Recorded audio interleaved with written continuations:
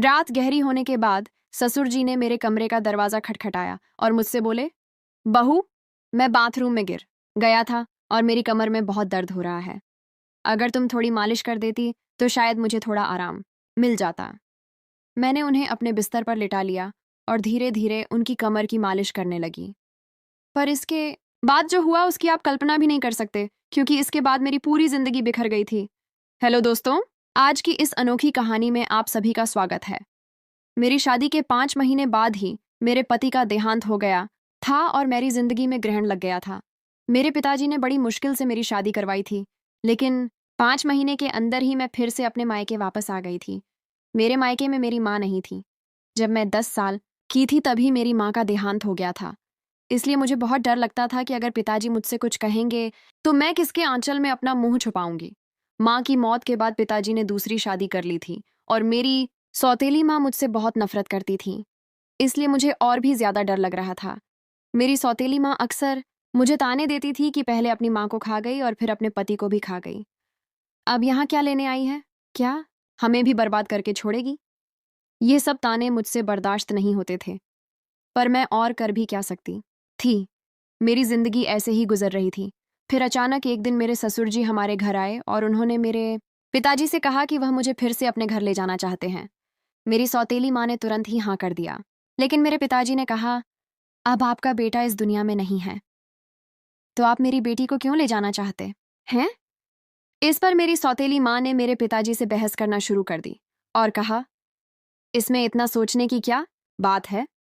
वह अगर कह रहे हैं कि वह प्रिया को ले जाना चाहते हैं तो उन्हें ले जाने दीजिए ना। आपको इतनी तकलीफ क्यों हो रही है? और वैसे भी प्रिया उनके घर की बहू है। उनके बेटे की मौत हो गई है तो क्या हुआ? वह अपने ससुराल तो जा ही सकती है ना। माँ के इस झगड़े के बाद पिताजी ने कहा, अगर मेरी बेटी वहां खुश रहेगी तो मुझे कोई दिक्कत नहीं है। प्रिया अगर जाना चाहती है तो आप उसे जरूर ले जा सकते हैं। मेरे ससुर जी ने मेरी तरफ देखा और कहा, चलो कपड़े वगैरह लेकर आओ। मैंने भी सोचा कि यहाँ रहकर सौतेली माँ के ताने सुनने से अच्छा है कि अपने ससुराल जाकर सुकून से रहूं। मैं ससुर जी के साथ वापस ससुराल आ गई थी। यहाँ पहुंचने के बाद मैं अपने कपड़े बदल रही थी कि तभी मेरे ससुर जी मेरे कमरे में आ गए और बोले, बहू 1 कप चाय बना लाओ। मैंने जल्दी से अपने कपड़े ठीक किए और रसोई में जाकर चाय बनाने लगी और चाय बनाकर ससुर जी को दे दी। चाय पीते हुए उन्होंने मुझसे कहा, प्रिया, तुम्हें पता है इस घर में मैं बिल्कुल अकेला हूँ। मेरा बेटा मेरी इकलौती संतान थी और तुम्हारी सास भी गुजर गई है। मैं इसीलिए तुम्हें यहाँ लेकर आया हूँ ताकि मुझे इस घर में अकेला ना लगे। मैंने कहा, पिताजी, आप बिल्कुल चिंता मत करें। मैं भी तो आपकी बेटी की तरह हूँ। मैं हमेशा आपके साथ रहूंगी। फिर ससुर बोले, मुझे पता है कि तुम मेरे साथ रहोगी, क्योंकि तुम्हारी सौतेली माँ तुम्हें मायके में कभी शांति से नहीं रहने देगी। इसी तरह दिन गुजर रहे थे और हम दोनों एक दूसरे का सहारा बने हुए थे। 6 महीने बाद एक रात मैं अपने कमरे में सो रही थी कि तभी देर रात किसी ने मेरा दरवाजा खटखटाया। मुझे समझ आ गया था कि यह मेरे ससुर जी ही होंगे, क्योंकि इस घर में हम दोनों के अलावा कोई और नहीं था और आधी रात को कौन दरवाजा खटखटाएगा। मैंने सोचा कि शायद पिताजी को कुछ जरूरत होगी, तभी देर रात यहाँ आए हैं।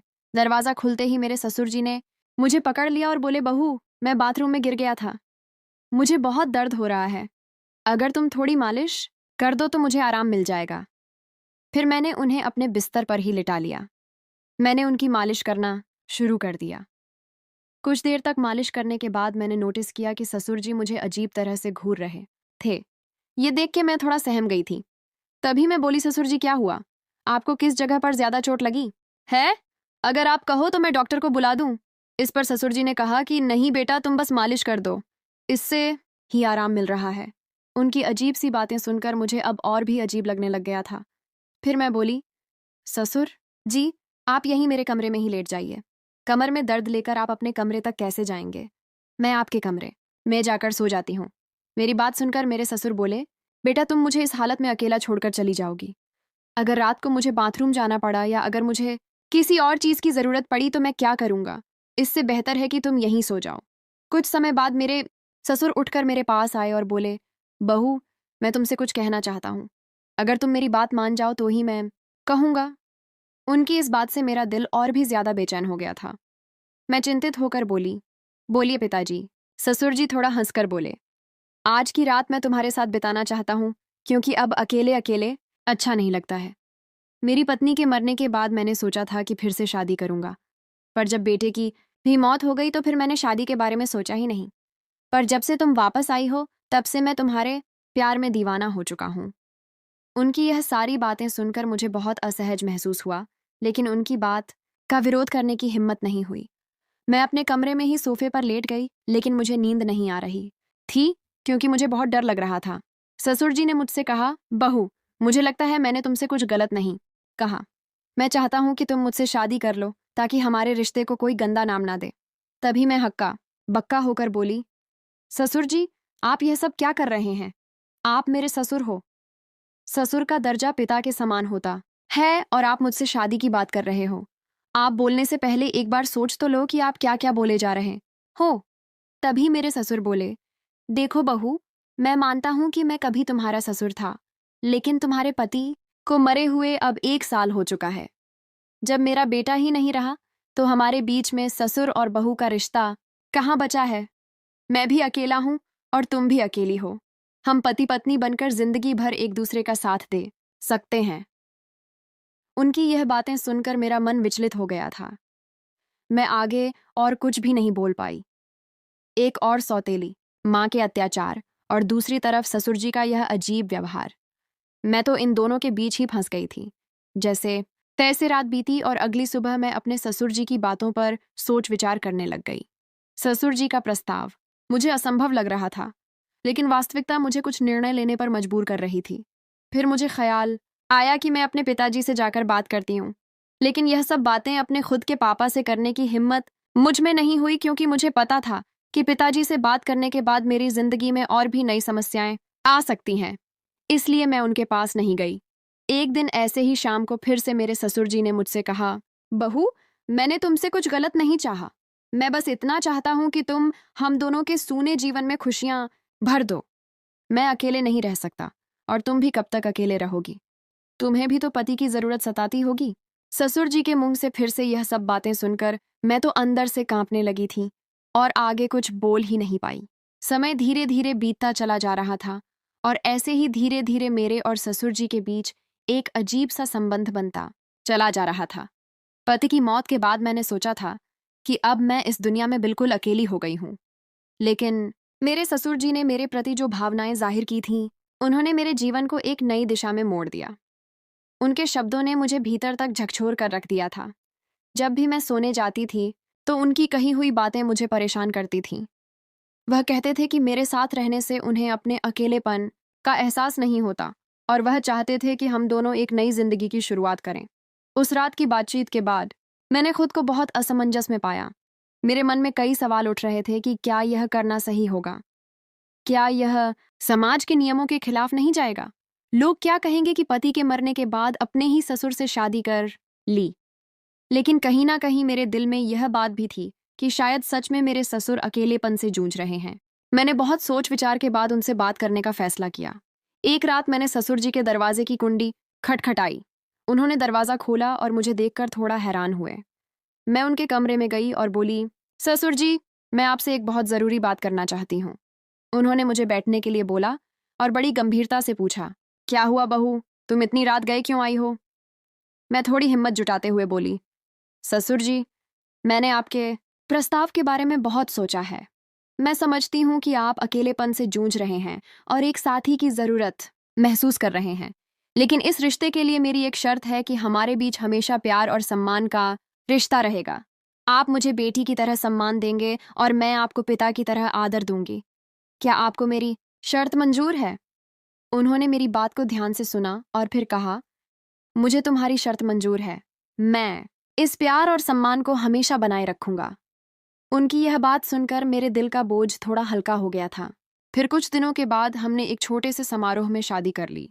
ये शादी समाज की नज़र में असामान्य थी, लेकिन हमने अपनी स्थिति को स्वीकार कर लिया था। शादी के बाद के दिन मेरे लिए बेहद चुनौतीपूर्ण रहे। गांव ने लोगों ने तरह तरह की बातें करना शुरू कर दिया था। रिश्तेदारों ने भी हमसे दूरी बना ली थी, लेकिन हमने इन सब की परवाह किए बिना अपने जीवन में आगे बढ़ने का फैसला किया। हमारे रिश्ते में धीरे धीरे प्यार और समझ बढ़ने लगी थी। ससुराल में पहले जहां मैं खुद को असहज महसूस करती थी, अब वही घर मुझे अपना सा लगने लगा था। ससुर जी हर संभव प्रयास करते थे जिससे मैं खुश रहूं। उन्होंने मेरी हर छोटी बड़ी ज़रूरत का ख्याल रखा था और मेरी सारी ख्वाहिश पूरी करते थे। वह हर दिन मेरे लिए कुछ ना कुछ खास करने की कोशिश करते थे। कभी मेरी पसंदीदा खाने की चीज़ें लाते थे तो कभी मेरे लिए नई नई साड़ियाँ लाते थे। धीरे धीरे मैंने उनके प्रति एक अलग तरह का आदर महसूस करना शुरू कर दिया था। हम दोनों ने मिलकर एक नई जिंदगी की शुरुआत की थी। ससुर जी अब मेरे जीवन का एक अभिन्न हिस्सा बन चुके थे और अब हमारे बीच का रिश्ता सिर्फ ससुर और बहू का नहीं रहा, बल्कि अब हम दो जिस्म और एक जान हो चुके थे। उन्होंने मेरी बंजर जिंदगी में बरसात की थी। उन्होंने मुझे फिर से हंसना सिखाया था, जीवन को एक नए नजरिए से देखना सिखाया था। शादी के कुछ महीनों बाद मैंने महसूस किया कि हमारे बीच का यह नया रिश्ता मुझे एक नई दिशा दे रहा है। हम दोनों ने साथ मिलकर कई मुश्किलों का सामना किया और हर बार एक दूसरे का साथ दिया। ससुर जी के साथ मेरे इस नए रिश्ते ने मुझे जीवन के कई नए पहलू दिखाए थे।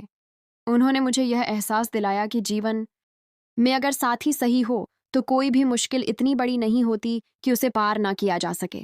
समाज ने भी हमें बहुत खरी खोटी सुनाई थी, पर हमने किसी की बात पर गौर नहीं किया। हमारे रिश्ते में धीरे धीरे एक नए तरह का प्यार और सम्मान उभरने लगा। उनके साथ बिताए हर पल ने मुझे कुछ नया सिखाया और मुझे एहसास हुआ कि कभी कभी जीवन हमें ऐसे मोड़ पर ले आता है जहां हमें अपने फैसलों पर पुनर्विचार करना पड़ता है। आज मैं अपने ससुर जी के साथ एक नई जिंदगी जी रही हूँ और हमारे बीच का प्यार और सम्मान पहले से भी अधिक मजबूत हो गया है और वह मेरी जिंदगी के सबसे महत्वपूर्ण इंसान बन चुके हैं। कमेंट करके ज़रूर बताइएगा कि आपको ये कहानी कैसी लगी। अगर आपको यह कहानी पसंद आई हो तो इसे लाइक करें और अपने दोस्तों के साथ भी शेयर करें। आगे भी ऐसी रोमांचक कहानियों के लिए हमारे चैनल को सब्सक्राइब करें और बेल आइकन दबाना ना भूलें। सब अपना और अपने परिवार का ख्याल रखना। Thank you.